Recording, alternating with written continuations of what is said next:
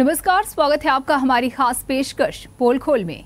केंद्र सरकार की बेहद महत्वाकांक्षी स्वच्छ भारत अभियान की योजना को नगर निगम के द्वारा लगातार धता बताया जा रहा है। इसकी साफ तस्वीर दर्शनपुरवा के वार्ड 20 में नजर आई। देखिए पोल खोल में कानपुर से ये खास रिपोर्ट। केंद्र सरकार की बेहद महत्वाकांक्षी स्वच्छ भारत अभियान की योजना को नगर निगम के द्वारा लगातार धता बताया जा रहा है। इसकी साफ तस्वीर दर्शनपुरवा के वार्ड 20 में नजर आई, जहां जेके जूट मिल के ठीक सामने बने हाते में भीषण गंदगी व्याप्त है। स्थानीय लोगों की माने तो लगभग 6 महीने से यहां पर कोई भी सफाई कर्मी अपना काम ही करने नहीं आए हैं। जेएमडी न्यूज के पोल खोल कार्यक्रम में एक तरफ भारत सरकार का स्वच्छ भारत अभियान का सपना और दूसरी तरफ इस सपने को पलीता लगाता कानपुर नगर निगम। जी हाँ, मौजूद है मैं इस समय दर्शनपुरवा के वार्ड 20 में और यहाँ पर गंदगी का कुछ ये आलम है कि यहाँ के लोग अब यहाँ से पलायन करने के बारे में सोचने लगे हैं। कुछ लोग हमारे साथ मौजूद है इलाके की बात करेंगे। सर, क्या नाम है आपका? सत्यनारायण। क्या नाम है? सत्यनारायण। सत्यनारायण जी, क्या हाल है इस वार्ड का? क्या स्थिति है? सफाई की क्या स्थिति? सफाई यहाँ बिल्कुल नहीं होती है। नाली दबदबा की भरी हुई है और घरों पानी आता रहता है, गंदा पानी चीरन पूरे घर में पड़ी हुई है। ये सब कुछ कितने समय से चलता चला आ रहा है? काफी अच्छा हो गया इसको। कई बार बोल चुके हैं, नगर निगम के अधिकारियों को ही बोल चुके हैं, यहाँ पे आए हैं उनको ही बोल चुके हैं। यहाँ तक कि एक बार महापौर आई थी, उनको ही बोला हुआ था और यहाँ के पार्षद को कई बार बोल चुके हैं। पार्षद देख गए हैं, आश्वासन देते हैं और कोई काम नहीं होता है। क्या मांग है आगे आप लोगों की? हम लोग की मांग है साफ सफाई हो, दिवस सफाई हो और पीछे हमारे एक नाली बह रही है, उसका पानी जो हमारे घरों के अंदर आता है उसकी साफ सफाई हो। चलिए, कुछ और भी लोग हमारे साथ मौजूद। सर, आपका नाम क्या है? क्या नाम है आपका? क्या हालात है विजय जी? यहाँ तो बहुत बुरी हालत है। हम लोग यहाँ घर में रह नहीं सकते, घर छोड़ने मजबूर है। पार्षद से कहा उन्होंने हाथ जोड़ लिया। पीछे ही नाली पानी आता रहता है, बराबर पानी आता है बरसात में। यहाँ मतलब किसी तरह हम लोग जी रहे हैं बस। सर, कोरोना का काल चल रहा है, संक्रमण का माहौल है, ऐसी स्थिति में इतनी भीषण गंदगी, क्या लगता है कैसे आगे चल पाएगा? इसी समय भी हम लोग कोरोना हो सकता है, मर सकते हैं हम लोग। उनको क्या गवर्नमेंट सरकार क्या आगे लाभ के लिए चल देगी, छोड़ देगी एक जगह, ये करेगी। इतने लंबे समय से गंदगी का ये आलम है, क्या बीमारियां वगैरह भी यहाँ पर? हाँ, बीमारियां हैं। बहुत लोगों को इस्तेमाल हो गया। बहुत से लोग कई मरीजों से कई मरीजों से बहुत सारे इतने अक्सर बीमार हुआ करते हैं, लेकिन दिखा के ठीक हुआ करते हैं। कभी किसी से शिकायत की आप लोगों ने? हाँ, कई लोगों से शिकायत की। दफे किया तो उन्होंने कुछ रिपोर्ट लगा के यहाँ के क्या सकते हैं महापौर नहीं नगर आयुक्त नहीं, जमादारों के हेड होते हैं, सफाई नायक ने रिपोर्ट लगा भेज दिया। और कई दफे सभासद से कहा गया, उन्होंने तो हाथ जोड़ लिया हमसे। हमारे सभासद कौन है यहाँ पर? राधा वाला। चलिए, मैडम क्या नाम है आपको?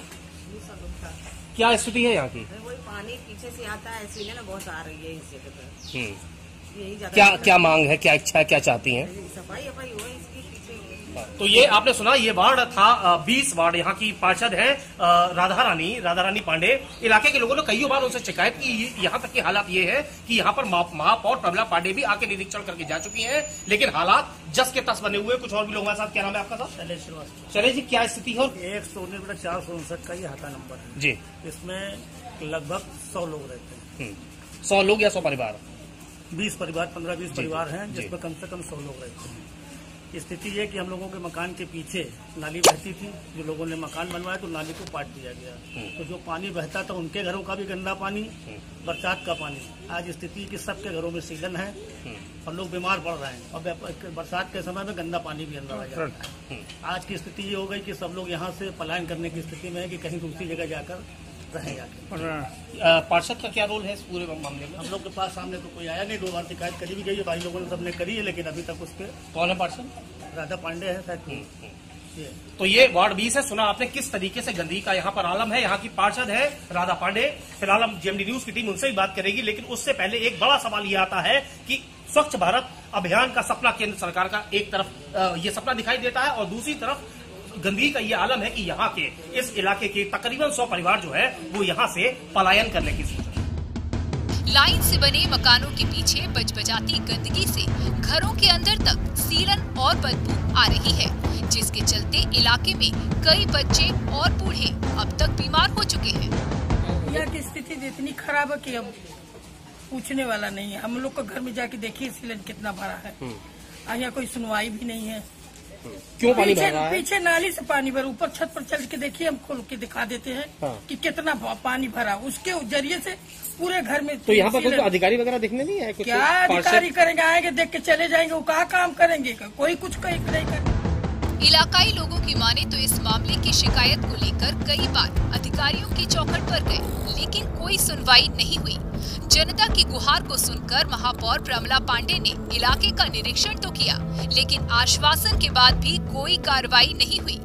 जहां गंदगी से त्रस्त आई जनता हाथे से पलायन की बातें कर रही है, तो वहीं दूसरी तरफ इन सारे सवालों के जवाब में स्थानीय पार्षद राधा पांडे के पति और पार्षद प्रतिनिधि हनुमान पांडे ने जेएमडी न्यूज के सवालों के जवाब में बताया कि इस गंदगी के पीछे बड़ा कारण नगर निगम में सफाई कर्मियों की कमी होना है। हालांकि कुछ दिनों पहले उनके द्वारा इलाके में सफाई का काम करवाया गया था, लेकिन बदहाली को स्वीकारते हुए उन्होंने कहा कि नगर आयुक्त से बात करके जल्दी कार्रवाई करेंगे। वार्ड 20 की समस्या को लेकर फिलहाल जेएमडी न्यूज की टीम पहुंच चुकी है स्थानीय पार्षद राधा पांडे जी के कार्यालय में। राधा पांडे जी तो इस समय कार्यालय में मौजूद नहीं है, लेकिन उनके पति पार्षद प्रतिनिधि हनुमान पांडे जी हमारे साथ मौजूद है। उनसे बात करेंगे और जानेंगे कि आखिर सर ये जो समस्या बनी हुई है वार्ड 20 की, लंबे समय से चली आ रही है, क्या कार्रवाई आपने की?